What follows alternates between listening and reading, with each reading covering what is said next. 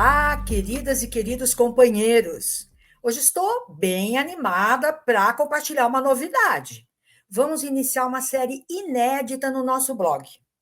Diferentemente das nossas conversas habituais com convidados, nessa série eu serei seu ou sua guia em uma breve exposição sobre leitura literária, explorando as nuances e encantos de diversos gêneros. Não se preocupem, isso não significa que vamos abandonar os nossos encontros com convidados especiais. Apenas estamos experimentando um novo formato para mergulhar mais fundo nas palavras e nas histórias que amamos. Espero sinceramente que você embarque nessa jornada comigo e que apreciem essa experiência. Eu vou começar compartilhando alguns textos. O primeiro deles é uma parlenda. O macaco foi à feira, não sabia o que comprar. Comprou uma cadeira para a comadre se sentar. A comadre se sentou, a cadeira esborrachou. Coitada da comadre, foi parar no corredor. Agora, uma trova, ou uma quadrinha, ou uma quadra. Andorinha no coqueiro, sabiá na beira-mar. Andorinha vai e volta. Meu amor não quer voltar. Agora eu quero ver se eu dou conta de dar uma leitura sem enrolar a língua para essa trava-língua. Pardal, pardo, por que palras? Palro e sempre palrarei, porque sou o pardal pardo, palrador pardo del rei. Consegui. Agora eu vou compartilhar com vocês uma adivinha. Mas a resposta eu não vou dar agora, não. São todos irmãozinhos, morando na mesma rua. Se um deles errar a casa, todos vão errar a sua. E agora, eu gostaria que vocês ouvissem esta canção, essa delicada canção que se chama Minha Gatinha Parda.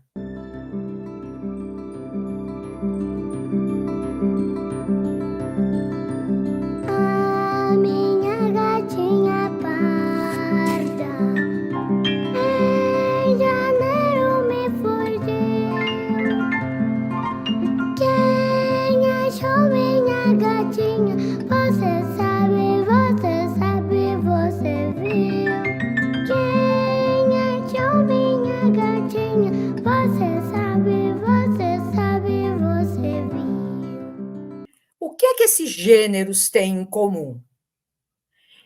Todos eles são formas literárias típicas da cultura popular.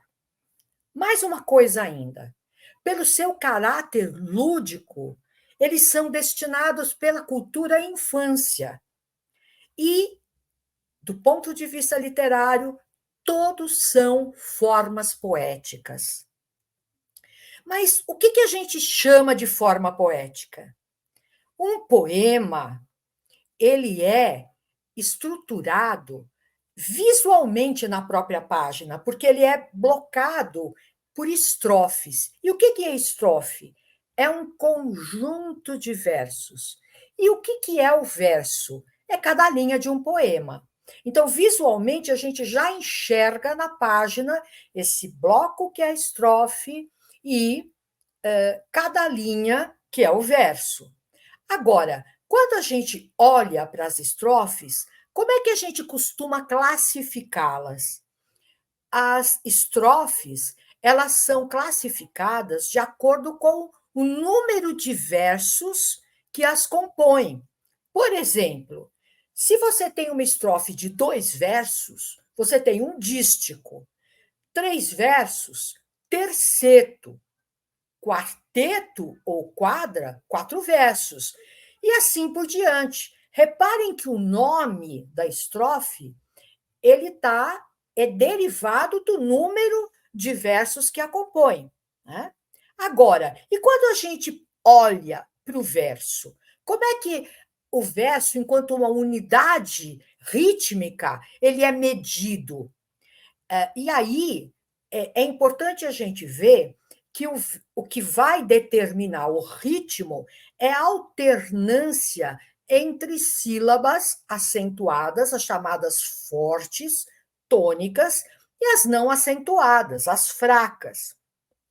E aí, obviamente, dependendo do número de sílabas poéticas, esses versos podem ter diferentes ritmos e diferentes estruturas, né? E aí a gente tem nesse quadro alguma delas. Por exemplo, um verso de 3 sílabas, ou é só a terceira, ou a primeira e a terceira. Um verso de 4, a primeira e a quarta, ou a segunda e a quarta, isso varia.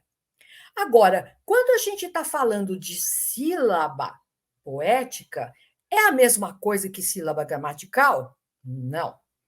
E aí eu queria compartilhar com vocês, de novo, aquela parlenda do macaco foi à feira. Se vocês repararem bem agora, o que, que eu fiz? Eu dividi cada verso nas suas sílabas poéticas. Em que elas diferem?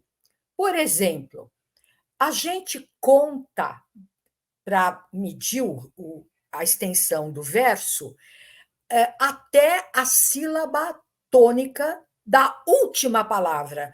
Por exemplo, o macaco foi à feira, a palavra feira, sílaba tônica é fei, então eu vou contar até aí. O macaco foi à feira, 7. Agora, reparem o verso seguinte. Por que eu vou contar até a última? Porque a última palavra, comprar, é uma palavra oxítona. E como eu conto até a última palavra de a sílaba de cada verso, eu vou contar até prar. Agora, uma outra diferença é que, como a gente está falando de uma unidade rítmica, a gente está pensando nesse poema dito em voz alta, recitado, aqui no caso, a parlenda, na própria brincadeira. Então, normalmente, o que acontece? Uma sílaba que termina em vogal, muitas vezes se une a uma outra que começa em vogal. Se vocês olharem para este verso, a cadeira esborrachou, vocês vão ver uma situação em que isso acontece. A cadeira esborrachou. A gente fala tudo junto na hora de dizer a parlenda. Então, em lugar de contar ra como uma sílaba e es como outra, a gente conta rais como uma sílaba só. Outra coisa, na própria palavra esborrachou, a gente tem o RR, que é um dígrafo. A gente aprendeu na escola que dígrafos de consoantes repetidas a gente tem que separar. Um R fica numa sílaba, o outro na outra. Mas não é assim que a gente fala. A cadeira esborrachou. Então, no caso das sílabas poéticas, eles ficam juntos. Isso são as principais diferenças que caracterizam essa sílaba. Se vocês forem reparar, eu aqui marquei algumas sílabas em negrito. Então, o macaco foi à feira, não sabia o que comprar, comprou uma cadeira para a comadre se sentar. A comadre se sentou, a cadeira esborrachou. Coitada da comadre, foi parar no corredor. Reparem que o ritmo está na alternância dessas sílabas que eu fui acentuando agora de uma forma mais provocativa na minha leitura. E o que são parlendas, afinal? Eles são esses jogos de palavras que são ritmados, falados. Muitos deles não têm sentido lógico e eles servem exatamente para diferentes finalidades na brincadeira. Por exemplo, introduzir uma brincadeira, selecionar competidores ou acompanhar uma brincadeira. No caso, se a gente for pensar na estrofe, o macaco foi à feira, é uma estrofe de 8 versos, portanto, se chama uma oitava, e os versos têm 7 sílabas poéticas. Mas vamos seguir agora. Seguir dando algumas sugestões literárias para vocês. E aí eu vou mostrar 2 títulos. Um foi organizado por mim junto com a Rosane Pamplona, que é o Salada Saladinha, e outro é uma coletânea de textos da tradição popular que a Ruth Rocha organizou e que tem, entre os diferentes gêneros, parlendas. Vamos avançar um pouquinho a reflexão sobre como é que é um poema, olhando agora para os recursos sonoros que eles mobilizam. Um deles é a rima.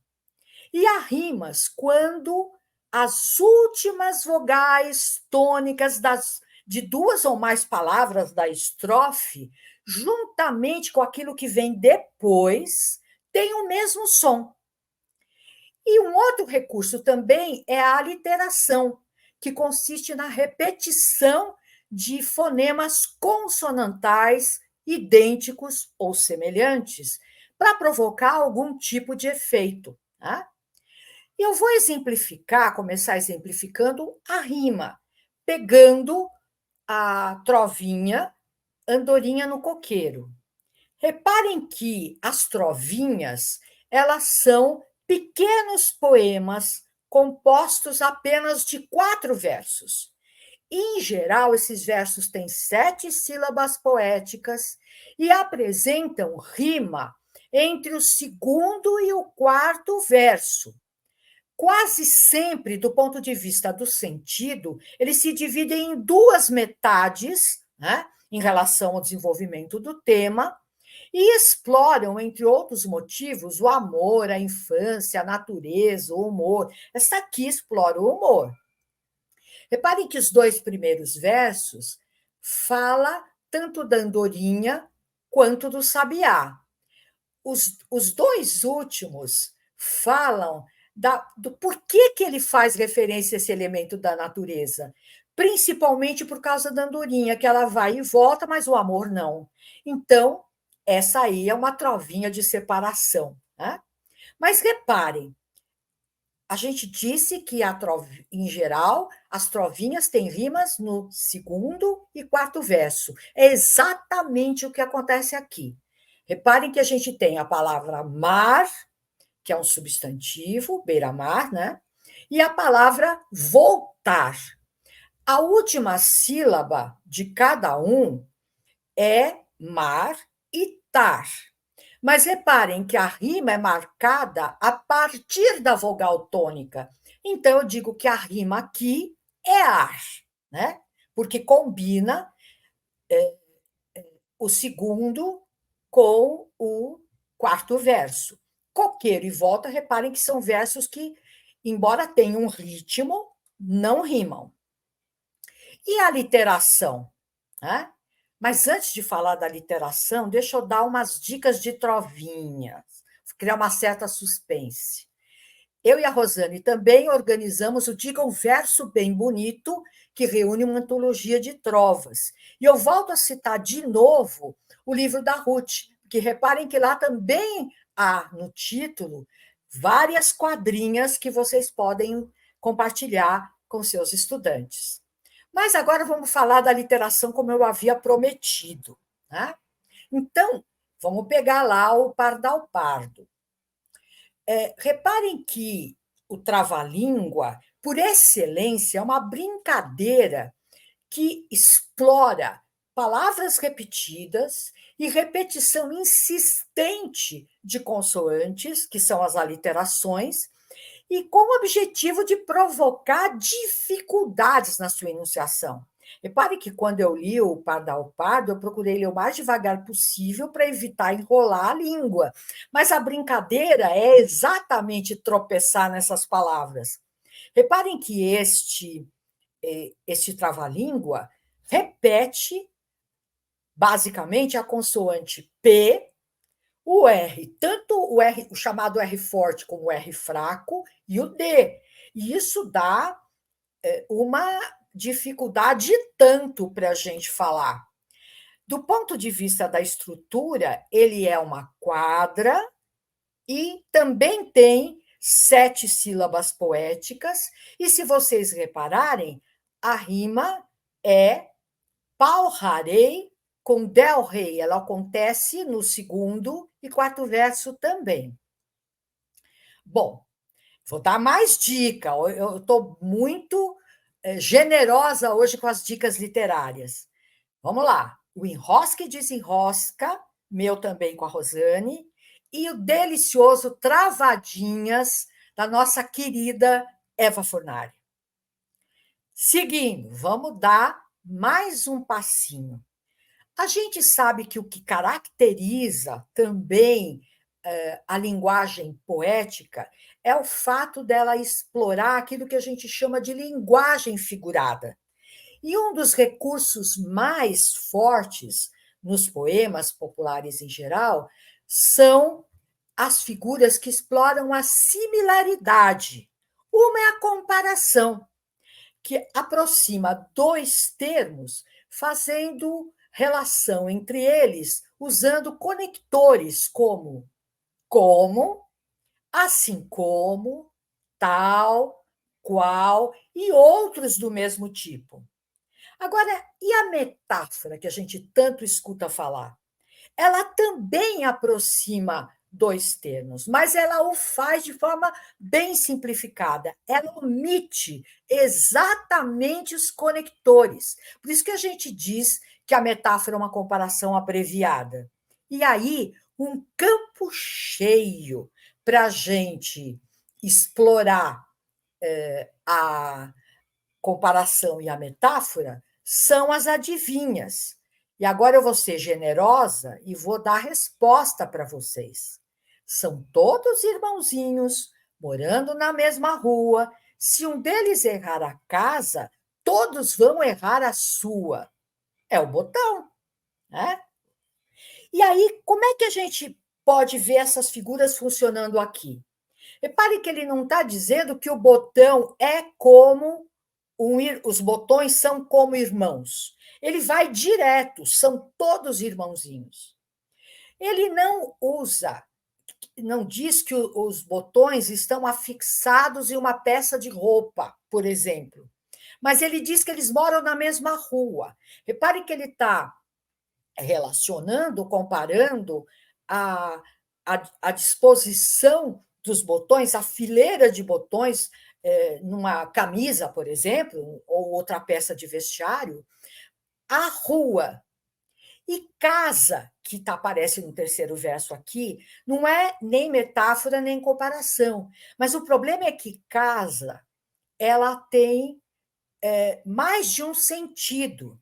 Ela pode ser tanto casa, no sentido de moradia, que é o primeiro sentido que vem na nossa cabeça por causa de rua, né? A rua, na rua há casas, né? Mas ela também pode significar aquela abertura que aparece nas peças de roupa para permitir exatamente o abotoamento. Logo, se alguém entrar na casa errada, todos vão errar também, né? Então, reparem que o que é a adivinha? Por que ela é, de como ela é feita? Ela basicamente explora a comparação e a metáfora, porque ela é uma charada a ser decifrada. Quem descreve não quer exatamente que você descubra, ela quer dificultar a sua descoberta. Então, quando aqui eu compartilhei com vocês uma adivinha estruturada na forma de uma pequena trovinha. Estão vendo lá? Ela tem 4 versos, rima a segunda com o segundo verso com o quarto verso, mas muitas adivinhas têm estrutura diferente, por exemplo.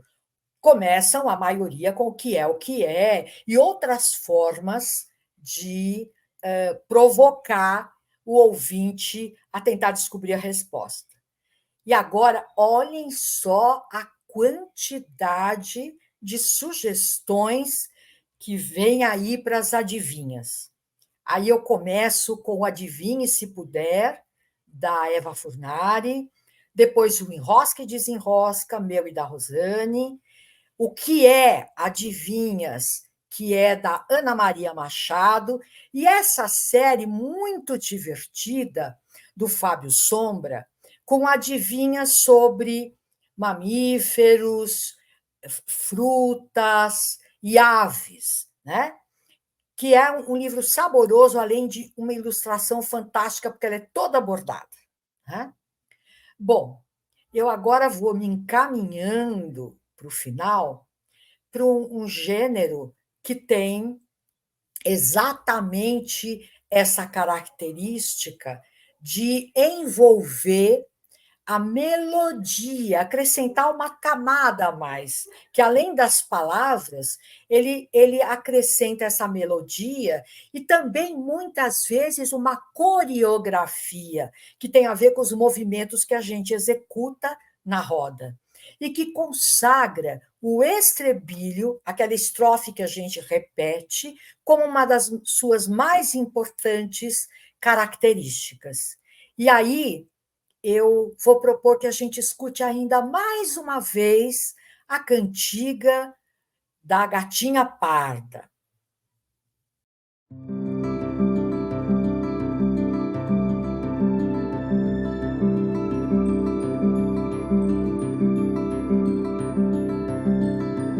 A minha gatinha parda em janeiro me fugiu.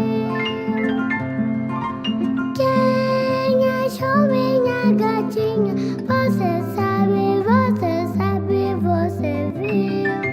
Quem achou minha gatinha?